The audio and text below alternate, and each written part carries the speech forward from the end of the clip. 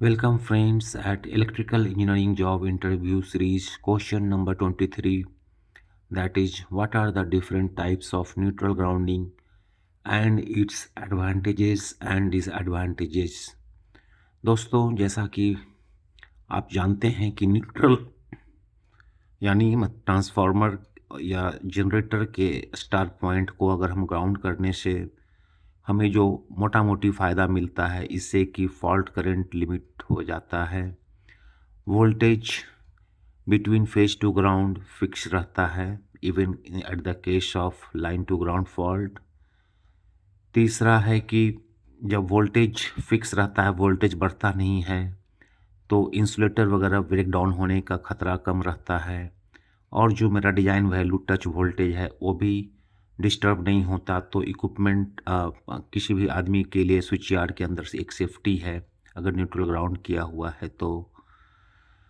और भी ग्राउंडिंग करने से हमारे अर्थ फॉल्ट रिले प्रोटेक्शन सिस्टम्स बढ़िया डिटेक्ट करते हैं, और in the case of earth fault it opens the breaker. तो इस तरह से न्यूट्रल ग्राउंडिंग के बहुत सारे फ़ायदे होते हैं। आर्किंग वोल्टेज की संभावना को कम कर देता है, ओवर वोल्टेज ट्रांजिएंट नेचर्स को कुछ कम कर देता है ग्राउंडिंग करने से। तो ग्राउंडिंग दोस्तों मोटा मोटी चार तरह का होता है: solid grounding, resistance grounding, reactance grounding और isolated neutral earthing. Isolated neutral earthing को हम फ्लोटिंग न्यूट्रल भी कहते हैं। तो अब आइए हम इसके एक एक इक्विपमेंट्स के फ़ायदे क्या हैं उसको करते हैं। सॉलिड ग्राउंडिंग, जिसमें कि स्टार पॉइंट को सीधा कंडक्टर के थ्रू अर्थ के इलेक्ट्रोड से जोड़ दिया जाता है। तो इसके फ़ायदा क्या हैं सॉलिड या डायरेक्ट ग्राउंडिंग के?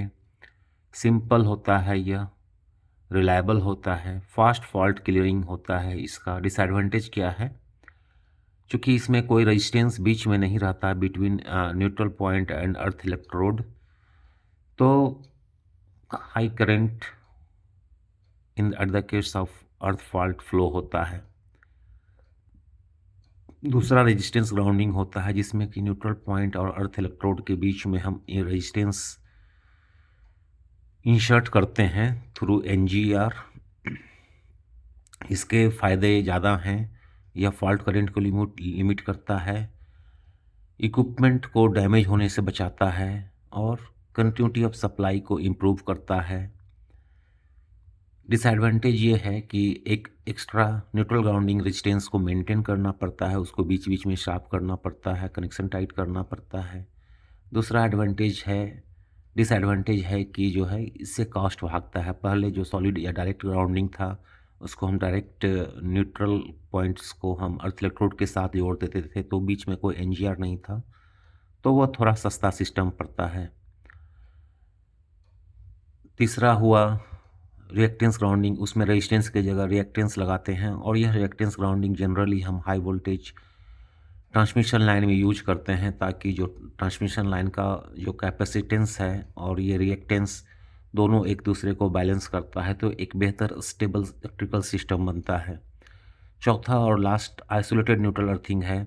आइसोलेटेड न्यूट्रल अर्थिंग का मतलब यह हुआ कि जो स्टार पॉइंट है ट्रांसफार्मर या जनरेटर का, उसको हम ग्राउंड के साथ नहीं जोड़ते, उसको वैसे ही छोड़ देते हैं। तो इससे इसको हम अनर्थ न्यूट्रल सिस्टम भी कहते हैं, फ्लोटिंग न्यूट्रल सिस्टम कहते हैं या इंसुलेटेड न्यूट्रल सिस्टम कहते हैं। इससे फ़ायदा नहीं है, इससे नुकसान ही ज़्यादा है। इससे नुकसान ये है कि जो है वोल्टेज जो है फेज टू ग्राउंड जो है वह √3 टाइम्स बढ़ जाता है इन कंपैरिजन टू जिसका कि न्यूट्रल को ग्राउंड करते हैं, और जिसके चलते इंसुलेटर पे स्ट्रेस पड़ता है, और अगर ग्राउंड्स के थ्रू करंट नहीं लौटता है जिसके चलते फॉल्ट के डिटेक्शन में दिक्कत आती है, और रिस्क ऑफ ओवर वोल्टेज भी यह बना रहता है। तो दोस्तों इस तरह से हमने neutral grounding, different types of neutral grounding के बारे में बताया गया। Thank you very much.